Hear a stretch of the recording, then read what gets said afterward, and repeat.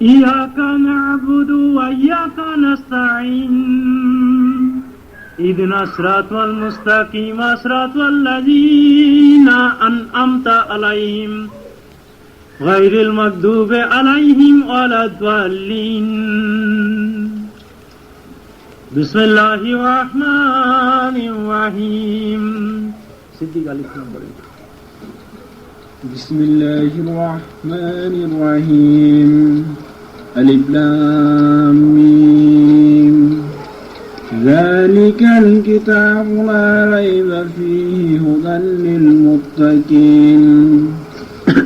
للمتقين الذين يؤمنون بالغيب ويقيمون الصلاة ومما رزقناهم ينفقون والذين يؤمنون بما أنزل إليك وما أنزل من قبلك وبالآخرة هم يوقنون أولئك على هدى من ربهم وأولئك هم المفلحون. بسم الله الرحمن الرحيم لله ما في السماوات وما في الأرض وإن تبدوا ما في أنفسكم أو تخفوه يحاسبكم به الله فيغفر لمن يشاء ويعذب من يشاء والله على كل شيء قدير. آمن الرسول بما أنزل إليه من ربه والمؤمنون كلنا آمن بالله وملائكته وكتبه ورسله لا نفرق بين أحد من رسله وكانوا سميعا وأطعنا غفرانك ربنا وإليك المصير.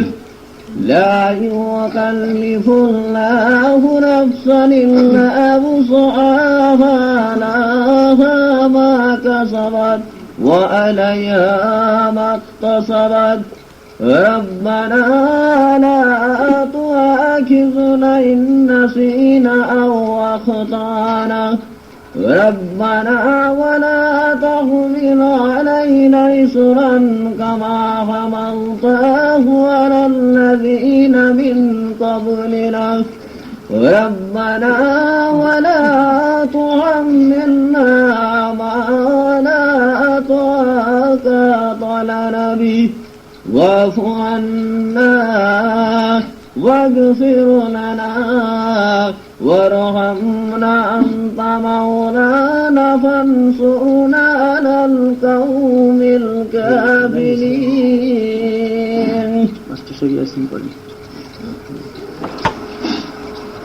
আজ 12 রবিউল আওয়াল ফাতিহা দুয়াজ নাহাম বা ঈদে মিলাদুন নবী। সবাইকে আসসালামু আলাইকুম রাহমাতুল্লাহি ওয়া বারাকাতুহু। أعوذ نفس بالله العلي العظيم بسم الله الرحمن الرحيم اللهم صل على سيدنا محمد صاحب التاج والمراج والبراق والعلم دافع البلاء والوباء والقهات والمراج والعلم اسمه مكتوب مرفوع مشفوع منقوش في اللوح والقلم سيد العرب والعجم जिस्मोह मुक़द्दसु मुअत्तरु मुतहहरुन मुनव्वरुन फिल बैति वल हरम शम्सुद्दोहा बद्रिद्दोजा सदरिल उला नूरुल हुदा काफिल वाला मिसबाही जुलम जमीली श्यामे सफीउल उमामे साहिबिल जूदे वल करम वल्लाहु वसीमुहु जिब्राइलु खदीमुहु अल बुराकु मकाबुहु वल मिराजु सफरुहु व सिदरातुल मुंतहा मकामुहु व कबा कौसैनी मतलूबुहु वल मतलूबुहु मकसूदुहु वल मकसूदु सय्यिदिल मुरसलीन खतीमुन नबीना शफील मुज़निबीना अनीसिल गरीबीना रहमतुल लिल आलमीना राहतिल आशिकीना मुरादिल मुश्ताकीना शम्सिल आरिफीना सिराजिस सलीकीना मिसबाहिल मुकर्रबीना मुहिब्बिल फुकारा वल मसाकीन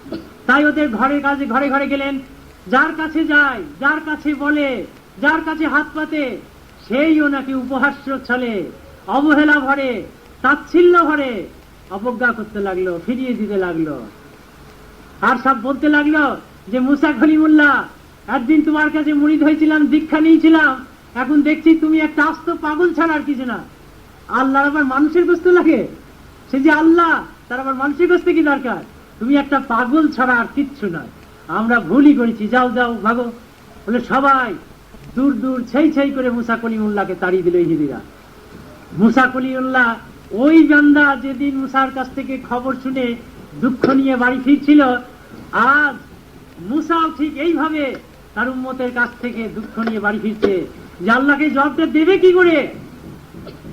এই চিন্তায় মুখ তার বিবর্ণ হয়ে গেছে, ফ্যাকাশে হয়ে গেছে, কালো হয়ে গেছে, পাংশু হয়ে গেছে। এমন সময় পথের মধ্যে দেখে সেই পাগল ওই পথ দিয়ে যাচ্ছে, যেতে গিয়ে হঠাৎ মুসার মুখ পরে তাকিয়ে বলছে, ভাই মুসা, তোমার মুখটা আজ এত বিষণ্ণ কেন? তোমার এই বদন বিষণ্ণ কেন? কি হয়েছে তোমার দুঃখ? কি তোমার কষ্ট? মুখটা তো আজ বড় মলিন দেখাচ্ছে ভাই। মুসা বলছে যে তুই আর বকাস নে ভাই, তুই পথ ছাড়, তুই আর শুনিস নে আমার কথা। তখন পাগল বলছে, ভাই বলো না তোমার কি হয়েছে, শুনেই দেখি। তখন বলছে, জানিস এই সমস্ত বান্দারা উম্মতরা আমার করবেটা কি? যে আল্লাহর বান্দা হয়ে আল্লাহর জন্য তারা এক টুকরো গোস্ত দিতে পারে না, এটা আল্লাহর বান্দা, এটা তোদিকে যাবে না তো কি? এই কথা যখন বলতে লাগলো, তখন ওই পাগল শুনেই বলছে যে আল্লাহ গোস্ত চেয়েছে, কি সর্বনাশ বলে তাড়াতাড়ি বলছে, আল্লাহর দেহ, আল্লাহর আত্মা, আল্লাহরই সমস্ত কিছু, আর আল্লাহকে দেবো না? বলতে বলতে সে করলো কি, হাতের থেকে এক টুকরো মাংস কেটে মুসা কলিমুল্লাহর কাছে দিচ্ছে। মুসা কলিমুল্লাহ এই না শুনে, এই দেখে মুসা কলিমুল্লাহ বলছে, মুসা খুব খুশি হলেন। তারপরে পাগল বলছে, আচ্ছা ভাই মুসা, আল্লাহ কোনখানকার গোস্ত চেয়েছে তা কি কিছু বলেছে? তখন বলছে, না তা তো কিছু বলেনি। বলে তাহলে এ হাতের না হয়ে যদি এ হাতের দরকার হয়ে থাকে, এখানে না হয়ে অন্য কোনো অঙ্গের যদি দরকার হয়ে থাকে, তাহলে কি বারবার তুমি যাবে আর আসবে, আল্লাহর সাথে জিল্লাগি করবে, ঠাট্টা করবে? তার থেকে আমি সর্বাঙ্গ থেকে এক টুকরো করে গোস্ত কেটে কেটে তোমাকে দিই, তুমি এইটা নিয়ে আল্লাহর কাছে যাও এবং আল্লাহর যেটা দরকার জিজ্ঞাসা করে সঙ্গে সঙ্গে সেইটা তুলে দেবে। সুবহানাল্লাহ, কি প্রেম দেখুন, যে আল্লাহর প্রয়োজনে ব্যাঘাত ঘটবে, আল্লাহর প্রেমে ব্যাঘাত ঘটবে, তাই সে তার সর্বাঙ্গ থেকে কেটে দিচ্ছে। আর বলছে আল্লাহর বান্দা, আল্লাহর সবকিছু আল্লাহর জন্য দিতে পারবো না, এ একটা কথা? আমরা মোহাম্মদ আমাদের জন্য কষ্ট করবে। তাই বলছি যে সেই পাগল এই কথা যে বললো বলে কেটে দিল, হযরত মুসা কলিমুল্লাহ খুব খুশি হলেন, যার পর নাই খুশি হলেন, যা তার উম্মতরা পারেনি পাগল তাই পারলো। প্রাণ খুলে আশীর্বাদ করছে, দোয়া করছে এই পাগলের জন্য। মুসা খুশিতে ভুসি ভুসি। তারপরে সেই পাগল তার গায়ের গামছা, গায়ের জামা খুলে সেই মাংস তুলে দিল, রক্তাক্ত পুটলি তার হাতে তুলে দিয়ে বলছে, ভাই মুসা নিয়ে যাও। মুসা খুব খুশিতে গদগদ হয়ে দোয়া করতে করতে সে চলে গেল। মুসা গিয়ে যখন পাহাড়ে সেজদা দিয়ে বলছে, আল্লাহ হে রাব্বুল আলামিন, প্রভু হে আল্লাহ, তোমার আশা আমি পূরণ করতে পেরেছি। খুব হাসি মুখে বলছে যে তোমার আশা পূরণ করতে পেরেছি, তোমার প্রয়োজন মিটিয়ে দিতে পেরেছি, তাই হাজার শুকর, তুমি আমাকে তৌফিক দিয়েছো। এই কথা যাহা বলা, আল্লাহ রাব্বুল আলামিন বলছে, হে মুসা, তুমিও তো আমার বান্দা ছিলে, তুমি আমার বান্দা ছিলে না? তখন মুসা সঙ্গে সঙ্গে লজ্জায় মাথা নত হয়ে গেল, সত্যিই তো তাই। বলে তাহলে এখন বলো মুসা, যে ওই পাগল যদি আমাকে কিছু বলে, তাহলে আমি কি আমার লেখা রদ না করে থাকতে পারি প্রেমিকের এই অবস্থায়? তখন এই কথা শুনে তখন মুসা লজ্জায় শর্মিন্দায় মাথা নত হয়ে গেল। তাহলে দেখেন প্রেমের কি অবস্থা, আল্লাহ তার লেখা পর্যন্ত রদ করে দিচ্ছেন এই প্রেমের কাছে। তাই বলছে সমস্ত কিছু ভূতা হয়ে যায়, সমস্ত কিছু শেষ হয়ে যায়, প্রেম যদি ঠিক মতো হয়, নিগুড় হয় এবং নিষ্কাম প্রেম যদি হয়, তাহলে ঠিক তাই হয়। তাই বলছে আল্লাহ যে আমার এমন এক শ্রেণীর বান্দা আছে যাদের আমি বিচারই করব না। আমরা তো এই উক্তি নিয়ে অনেক মাতামাতি করি, অনেক মশলা টানাটানি করি, দুঃখের যে এই দিকটা আমরা চিন্তাই করি না, শুধু ন্যায় নীতি সমস্ত কিছুর ওপরে আমরা চিন্তা ভাবনা ছেড়ে নিয়ে বসে ফেলেছি। ন্যায় নীতি কি উমর ফারুকের কম ছিল? প্রেম ছিল না নাকি সে পারত না? তাই বলে ওটা ছেড়ে দিতে হবে তা নয়। আমরা শুধু উমর ফারুকের দোহাই দিই সব সময় যে তার মতো রাষ্ট্র ব্যবস্থা করতে হবে, এটা সেটা। প্রেম কি বাদ দিয়ে হবে? যদি তাই হতো তাহলে উমর ফারুককে কি বলতো রাসূলুল্লাহ যে হে উমর, আমায় বেশি ভালো না বাসলে মুক্তি বা পরিত্রাণ নেই? ওয়াইস কর্ণীর দোয়া কি তাহলে কবুল হতো না? তাই বলছে যে আমরা মুক্তির জন্য যখন আমাদের ইবাদত, মাপ পাওয়ার জন্য যখন ইবাদত, বেহেশত মানে শান্তি, তাই বেহেশতের জন্য যখন আমাদের ইবাদত, তখন কেন আমরা সেই প্রেম ছেড়ে দিয়ে আমরা ইবাদত করছি? নিঃসার হয়ে যাচ্ছে। তাই ইবাদত হচ্ছে একটা ফিগার, পুতুল, দেহ। এর মধ্যে যতক্ষণ পর্যন্ত না আত্মা না আসছে ততক্ষণ পর্যন্ত আপনার ওই ইবাদত, ওই নিয়মানুবর্তিতা সব নিষ্ফল হয়ে যায়। সেই জন্যই উমরকে বলেছে যে আমাকে বেশি ভালো না বাসলে মুক্তি বা পরিত্রাণ নেই। আর সেই ভালোবাসা হলে, প্রেম সৃষ্টি হলে, এশক আসলে কেমন হয়? ওই যেমন মুসার সময়ের পাগলের ঘটনা আর ওয়াইস কর্ণীর জীবনী। এটা আমার মন গড়া কথা নয় বা আমার মন গড়া মশলা নয়, এটা খোদ কোরআন হাদিসের কথা। তাই বলছে যে তাই বলে ইসলামের অনেক দিক আছে, এটাও তার মধ্যে এক দিক। এটা হচ্ছে সবের ভিতরে সত্য। এই জিনিস যদি না হয়, ওই সত্য মাটির দেহে যদি নূরের সমাবেশ না হয়, তাহলে কি সে কথা কইবে? আদম কি কথা কইতে পারত? তাই আমাদের এই ইবাদত, আমাদের এই সমস্ত জীবনের যা কিছু আচার অনুষ্ঠান, তাজিদ তামাদ্দুন, তার সমস্ত কিছুর ভিতরে প্রাণ হচ্ছে এশক, প্রেম, মোহাব্বত। তাই মুহাম্মদের প্রতি যদি এই জিনিস না থাকে তাহলে হবে না। তাই আমি বারবার সব জায়গায় প্রত্যেক বছরে এই দিকেই জোর দিই। আর অন্যান্য মহফিল, এসব তো আপনারা শুনেই থাকেন মোল্লা মুন্সিদের কাছ থেকে, মাওলানা মৌলবীদের কাছ থেকে। মহফিল হলেই তো আপনারা শোনেন। আজ তাই এমন একটা কথাই বলতে যাচ্ছি যে বিষয়টার উপরে এত বেশি আলোচনা হয় না, খুব কম হয়। তাই বলছি যে এই যে অবস্থা, আমরা আজকের দিনে আল্লাহ রাব্বুল আলামিন, রাসূলুল্লাহ সাল্লাল্লাহু আলাইহি ওয়াসাল্লাম বলছেন মানুষ তখনই পরিপূর্ণ হবে যখন আল্লাহর গুণে বান্দা গুণান্বিত হবে। তাহলে ইবাদতও একটা দিক। সেই দিক যদি আমরা খুঁজি তাহলে আল্লাহর কি গুণ আছে দেখবেন। আমরা দেখব যে আল্লাহ ইবাদতে কোন ইবাদত করেন না দরুদ শরীফের ওজিফা করেন। তাহলে এটা আমরা বাদ দিতে পারি না। 5 ওয়াক্ত নামাজের পর আমরা যদি বসে নিজের ওজিফাটা বাদ দিয়ে রসুলের জন্য যদি দরুদ শরীফ পাঠ করি, তাহলে তার ফল আমার মনে হয় অনেক বেশি। তারও কারণ আছে। আমি আগেও বলেছিলাম যে এটা বিচার বিভাগীয় দপ্তরেও চলে যেতে পারে, চিন্তা ভাবনা হবে যেটা দেওয়া যায় কিনা। পক্ষান্তরে দরুদ শরীফ হলে এ সমস্ত প্রশ্ন নেই। আল্লাহ বলবে যাও আমার হাবিবের কাছে পৌঁছে দাও, ফেরেশতাদের বলবে, ফেরেশতারা গিয়ে বলবে যে হ্যাঁ ইয়া রাসূলুল্লাহ, আপনার হাবিব এই, আপনার উম্মত এই, আপনার জন্য এই দরুদ শরীফ পাঠ করেছে। রাসূলুল্লাহ খুশি হয়ে দোয়া করবেন। তাহলে রসুল যদি দোয়া করে সেটা আমাদের কিরম ভাবে কাজে লাগবে। আমাদের দোয়া অনেক সময় কবুল নাও হতে পারে, কিন্তু রসুলের দোয়া কি আল্লাহ ফেলতে পারবেন? যে দোয়া না করলে রোজ হাসরে বিচারই শুরু করবেন আল্লাহ। তাহলে সেই মানুষ যদি দোয়া করে এখনো, তাহলে আমাদের কি আশা পূর্ণ হবে না? নিশ্চয়ই হবে।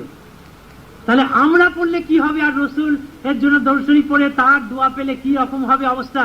আপনারা সবাই শিক্ষিত মানুষ, আপনারা চিন্তা করুন। কাজে আমাদের নবীকে কেন আমরা ছেড়ে দেব? আমরা একটা ঈদ করছি দাউদ নবীর ঈদ, ঈদুল ফিতর, ঈদুল আজহা করছি আমাদের ইব্রাহিম খলিলুল্লাহ, আর ঈদে মিলাদুন নবী হচ্ছে আমাদের মুহাম্মদের। আজ এইটার প্রতি বড্ড বেশি অবহেলায় বলবো না অনীহা। যাই হোক, হয়তো প্রচার নেই, প্রচলন নেই, সেই জন্যই হচ্ছে না। নিশ্চয়ই আমরা এখন থেকে ঠিক ওই ঈদগুলো যেভাবে, ঈদে মিলাদুন নবী, ওই ঈদগুলো যেভাবে পালন করি, এটাও তার থেকে কোনো অংশে কম না। মনে করলে ওসবের থেকে অনেক বেশি গুরুত্বপূর্ণ। কেউ কি বলতে পারে যে আদম আলাইহিস সালাম থেকে শুরু করে ঈসা নবী পর্যন্ত কোন নবী কোন উম্মতের জন্য, কোন বান্দার জন্য শাফায়াত করতে পারবে আল্লাহর কাছে, অথবা আল্লাহ তাদের দোয়া কবুল করবেন? একমাত্র মুহাম্মদ সাল্লাল্লাহু আলাইহি সাল্লাম ছাড়া কোন নবী শাফায়াত করতে পারবেন আল্লাহর কাছে। কাউরির কোনো অধিকারই থাকবে না। তাহলে যে নবী শাফায়াত করবে আমাদের জন্য, যে কষ্ট করবে, তার দিকে আমরা দৃষ্টি দেব না। সাপোজ আপনাকে, আপনার মনে করুন যে আপনাকে যদি কেউ ভালোবাসে, খুব অন্তর দিয়ে ভালোবাসে, খেয়ে না খেয়ে সমস্ত কিছু দিয়ে যদি আপনাকে ভালোবাসে, শ্রদ্ধা জানায়, আপনি কি তাকে ভালো না বেসে থাকতে পারবেন? খেয়ে না খেয়ে কোনো মানুষ যদি আপনাকে ভালোবাসে, আপনি তাকে ভালো না বেসে থাকতে পারবেন? তাই বলছে মুহাম্মদকে যদি কেউ ভালোবাসে, তাকে ভক্তি, তাকে রাসূলুল্লাহ ভালোবাসা না দিয়ে কি থাকতে পারবে? তাই যথার্থই কবি বলেছেন, আমরা আল্লাহ পাওয়ার জন্য অনেকে চেষ্টা করি, অনেক খাটি, কিন্তু আসল সত্য যেটা, এই খাটনিটা হচ্ছে ওই আগেই বললাম ইবাদতের দেহ, তার ভিতরে প্রাণ হচ্ছে মোহাব্বত, এশক, প্রেম, সেটা রসুল প্রেম। ওইটা না হলে ওই দেহ অসার, নিঃসার। তাই বলছি যে সেই প্রেম আমাদের জাগাতে হবে মুহাম্মদের জন্য, আর এই যেদিন জাগাতে পারবে সেদিনই তার সমস্ত খবর হয়ে যাবে। তাই কবি ভাষায় আল্লাহকে যে পাইতে চায় মুহাম্মদকে ভালোবেসে, আর তা না হলে কেউ কোনোদিন পাবে না। যদি কেউ বলে যে আমি মুহাম্মদকে ছেড়ে আল্লাহ পেয়েছি, তাহলে সে মিথ্যে কথা বলবে। কোনোদিন মুহাম্মদ ছাড়া আল্লাহ হয় না। এটার অর্থ কি জানেন? এই সিঁড়ি ছাড়া ছাতে উঠা যায় না, বা মই ছাড়া ছাতে উঠা যায় না, লিফট ছাড়া উপরে উঠা যায় না। তো মুহাম্মদই আমাদের সেইখানে আছে। আল্লাহ স্রষ্টা সৃষ্টির মধ্যে যোগাযোগ রক্ষা করছেন মুহাম্মদ। কাজে করিডোরে যিনি দাঁড়িয়ে আছেন সিঁড়ির দরজায়, তার সাথে যদি পরিচয় না হয়, তাহলে কি আমরা পৌঁছাতে পারবো? নিশ্চয়ই পারবো না। এ তো খুব সাধারণ সত্য কথা। তাই আসেন আমরা আজকে এই দিনে, আজ 1400 হিজরি শেষ পড়েছে, ছেলেরা লিখেছিল ডাক দিয়ে যায়, কিসের? মুক্তির ঈদ। তাহলে এখন চিন্তা করেন, এই ঈদটা আমাদের মুক্তির ঈদ না কিসের ঈদ? তাই বান্দার উম্মতে মুহাম্মদী শুধু মুসলমান না, সমস্ত জাতির জন্য মুহাম্মদ এসেছিলেন। তবে যতক্ষণ মুহাম্মদকে মেনে না নিচ্ছে, ততক্ষণ তার জন্য তার সুপারিশ হয়ে প্রযোজ্য হচ্ছে না। তাই আসেন আমরা মন প্রাণে ভালোবাসি। এখানে আসতে গেলে অনেক সময় টাকা পয়সার অনেক প্রশ্ন ওঠে। সাজানোর জন্য ছেলেমেয়েরা টাকা পয়সা নিয়েছে, ফাতিহা শরীফ এই অনুষ্ঠানের জন্য অনেক খরচ হচ্ছে। মুহাম্মদকে ভালোবাসতে গেলে কি টাকা পয়সার দরকার হয় না? সেই মুহাম্মদে যা কিছু খরচ করছেন, মুহাম্মদ কি একটা দানাও খেতে আসবে? আজ এখানেই যা খরচ হচ্ছে, মুহাম্মদ কি একটাও নিতে আসবে? নিশ্চয়ই আসবে না। আপনি কোন অন্তরে, কোন হৃদয়ে, কোন আত্মায় করেছেন, কি ভেবে করেছেন, সেইটাই আপনার লেখা হয়ে যাবে। ওইটাই হচ্ছে অদৃশ্য শক্তি বা আত্মা, প্রেম, যাকে ওই আকর্ষণ শক্তি, চম্বুক যেটা, এই প্রেমই হচ্ছে সেই চম্বুক। তাই এই জিনিস যতদিন সৃষ্টি করতে না পারবে, ততদিন এই সমস্ত ইবাদতের ফল পরিপূর্ণরূপে পাবে না। তাই বলে ইবাদত ছেড়ে দিতে হবে তা আমি বলছি না। ইবাদতের পরেই এগুলো সৃষ্টি করতে হবে। নামাজ যে 5 ওয়াক্ত পড়ছি, তারপরে আমরা মুহাম্মদের জন্য দরুদ শরীফের ওজিফা করি, তাহলে ফল বেশি পাবো। তাই আসেন আজকের এই দিনে আমরা খুব অন্তর দিয়ে, আমার যা কিছু যে কটা কথা বলার আজ আমাদের বলা হয়ে গেল, আমরা এবার খুব অন্তর দিয়ে এবার শুধুমাত্র দরুদ শরীফ আর ওজিফা আমরা পাঠ করে যাই শেষ মুহূর্ত পর্যন্ত। তাই বলছে আরো একটা কথা বলে শেষ করি, যে রাসূল হযরত উমর ফারুক, একদিন একথাও সবার জানা যে উমর ফারুক যখন গন্ধম খেয়ে ফেললেন, গুনাহ করে ফেললেন, তখন আল্লাহর কাছে খুব করে মাপ চাইতে লাগলেন। কিন্তু আল্লাহ বেহেশত থেকে কোনো কিছু শুনলেন না, মাফ করলেন না। আল্লাহ বললেন না, হবে না, যাও নিকালো ইয়া সে, ভাগো ইয়া সে, একদম বার করে দিলেন। তারপর উনি দুনিয়াতে এসে আরাফাতের ময়দানে বহু বছর পর, যখন মা হাওয়া, বাবা ছোট করে বলছি, মা হাওয়া বাবা আদম যখন একত্রিত হলেন, তখন আরাফাতের ময়দানে দাঁড়িয়ে উনার মনে পড়ল যে আচ্ছা মুহাম্মদের আরো সাজিয়ে লেখা দেখেছিলাম, লৌহে মাহফুজে লেখা দেখেছিলাম যে লা ইলাহা ইল্লাল্লাহ মুহাম্মদুর রাসূলুল্লাহ। তখন আদম আলাইহিস সালাম জিজ্ঞাসা করেছিল যে আল্লাহ, মানুষ হিসেবে তো আমি প্রথম, তাহলে তোমার নামের সাথে যে মুহাম্মদ যোগ হয়ে রয়েছে উনি কে? আর খুব আশ্চর্য, ভাবতে আশ্চর্য হচ্ছে যে তোমার নামের সাথে মুহাম্মদ নাম যুক্ত হয়ে রয়েছে, উনি কে তাহলে? তখন আল্লাহ বললেন, হে আদম, আমি যদি এই মুহাম্মদকে তৈরি না করতাম, তাহলে তোমাকেও আমি তৈরি করতাম না।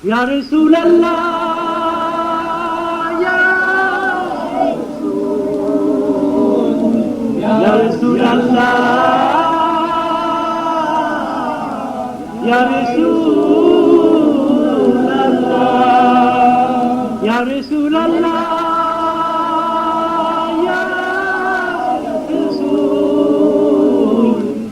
রাসূলুল্লাহ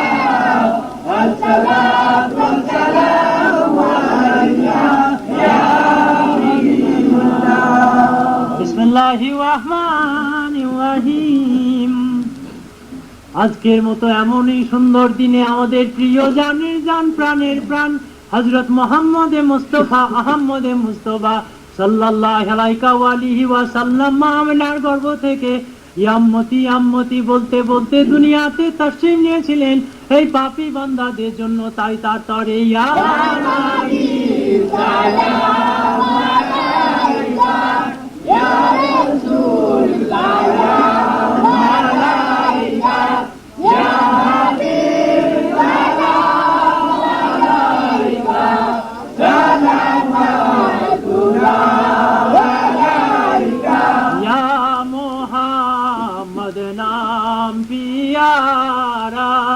अर्शे पर हक नम पुकारा शेष पैगंबर हो हमारा या नबी सलाम अलैका या रसूल सलाम अलैका या हबीब सलाम अलैका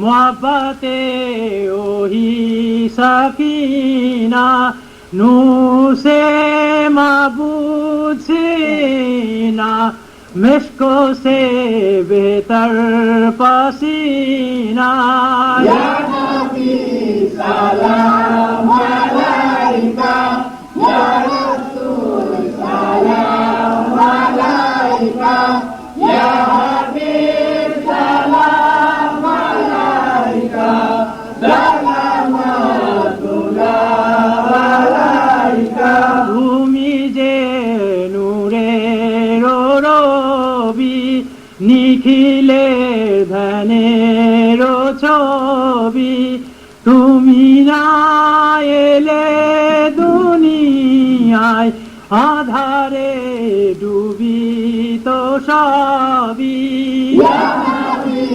সালাম আলাইকা ইয়া রাসূল সালাম আলাইকা ইয়া হাবিব সালাম আলাইকা সালামাতুল্লাহ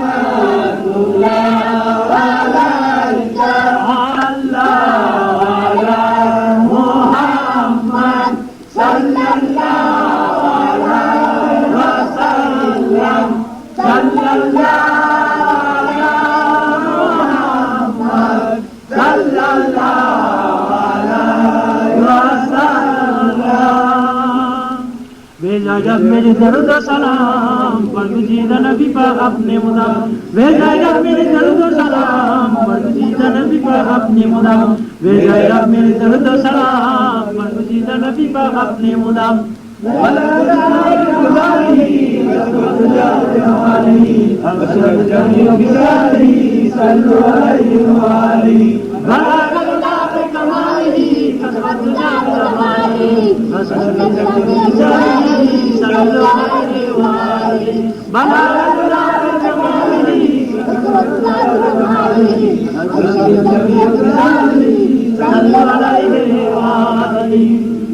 আমরা এবার মোনাজাত করব, তার আগে কটা কথা।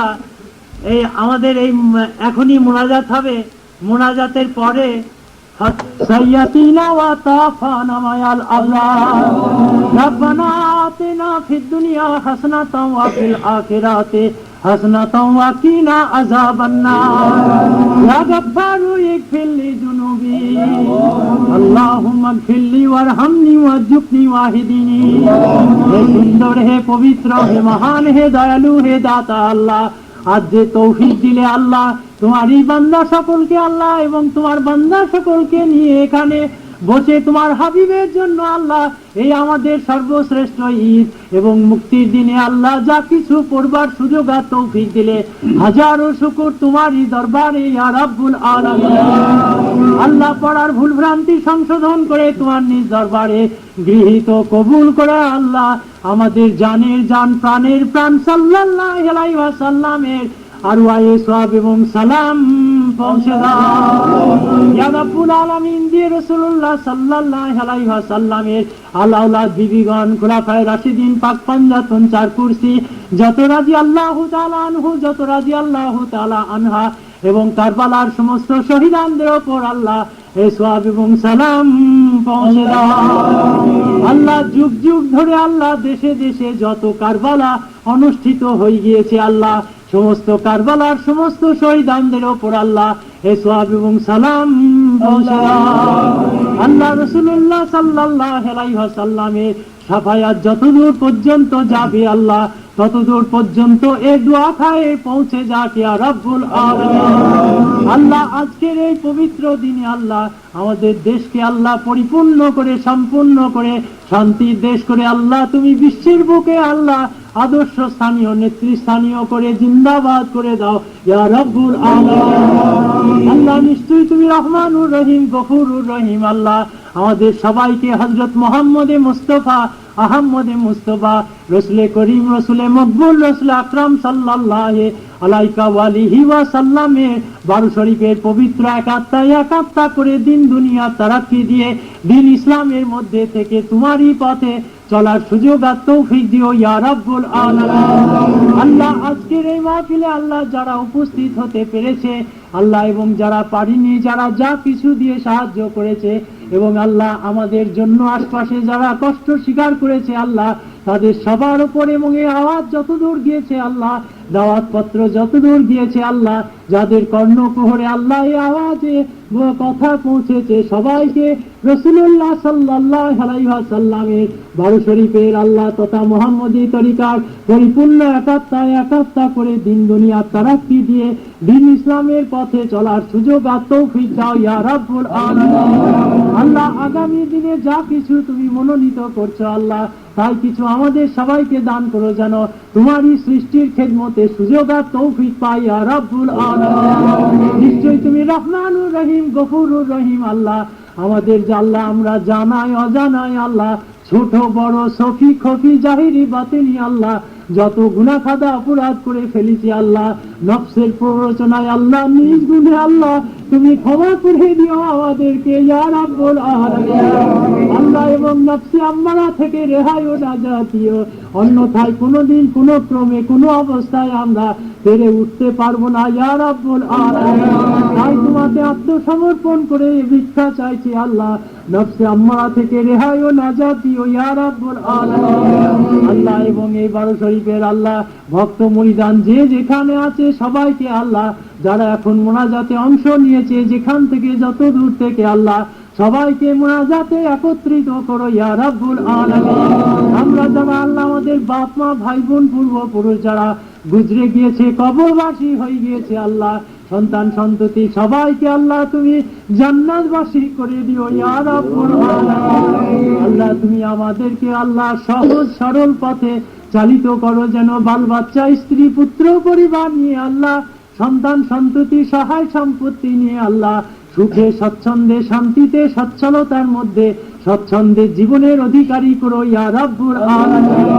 আল্লাহ সত্যিকার যে পথে গেলে আল্লাহ আমরা তোমাকে খুঁজে পাবো আল্লাহ, সেই পথে আমাদেরকে চালিত করো ইয়া রাব্বুল আলামিন। নিশ্চয়ই তুমি রহমানুর রহিম, গফুরুর রহিম আল্লাহ, আমাদেরকে সেই পথে চালিত করো ইয়া রাব্বুল আলামিন।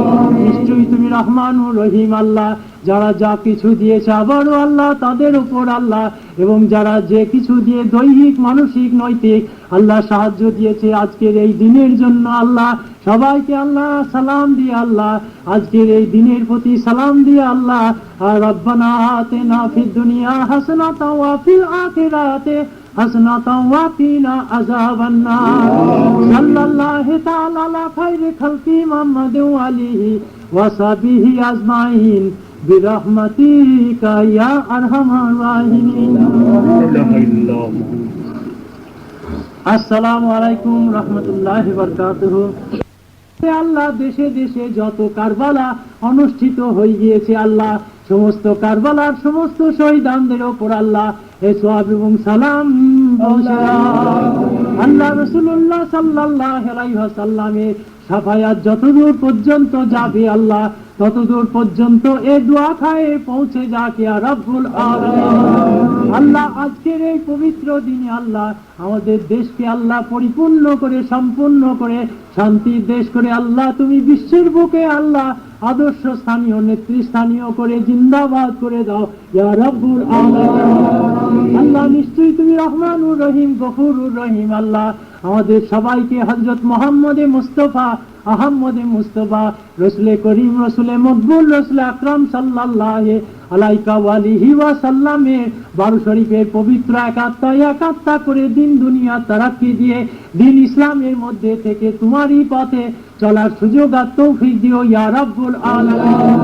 আল্লাহ আজকের এই মাহফিলে আল্লাহ যারা উপস্থিত হতে পেরেছে আল্লাহ, এবং যারা পারিনি, যারা যা কিছু দিয়ে সাহায্য করেছে, এবং আল্লাহ আমাদের জন্য আশপাশে যারা কষ্ট স্বীকার করেছে আল্লাহ, তাদের সবার উপর এবং এই আওয়াজ যতদূর গিয়েছে আল্লাহ, দাওয়াত পত্র যতদূর গিয়েছে আল্লাহ, যাদের কর্ণকুহরে আল্লাহ এই আওয়াজে কথা পৌঁছেছে সবাইকে রাসূলুল্লাহ সাল্লাল্লাহু আলাইহি ওয়াসাল্লামের বারো শরীফের আল্লাহ তথা মুহাম্মদী তরিকার পরিপূর্ণ একাত্তা করে দিন দুনিয়া তারাক্কি দিয়ে দিন ইসলামের পথে চলার সুযোগ আর তৌফিক দাও ইয়া রাব্বুল আলামিন।